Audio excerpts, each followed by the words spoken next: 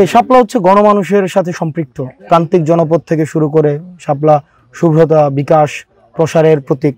তো শাপলা হচ্ছে মানুষের মানে সুপরিচিত একটা প্রতীক। সেই জায়গা থেকে শাপলার আমাদের প্রথম পছন্দ।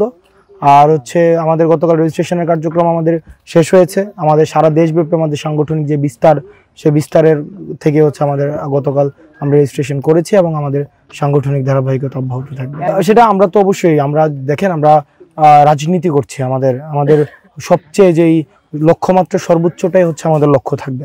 তো সেই জায়গা থেকে আমরা সেটিকে লক্ষ্য রেখে হচ্ছে আমরা এগিয়ে যাব।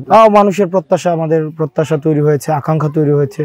মানুষের প্রত্যাশা এবং প্রাপ্তির মধ্যে যেখানে হচ্ছে অপূর্ণতা রয়েছে, সেখানে মানুষ আমাদেরকে বলছে, প্রশ্ন করছে, জানতে যাচ্ছে, বা মানুষের আকাঙ্ক্ষা আগ্রহ রয়েছে। এগুলো নিয়ে আমরা কাজ করছি। আমরা এগুলো নিয়ে আমরা আমাদের কার্যক্রম অব্যাহত রয়েছে। সরকার ইতিমধ্যে 30 দিনের 30 কর্মদিবসের যে একটি টাইম ফ্রেম দিয়েছে, সেটি নিয়ে আমরা হচ্ছে কাজ করছি।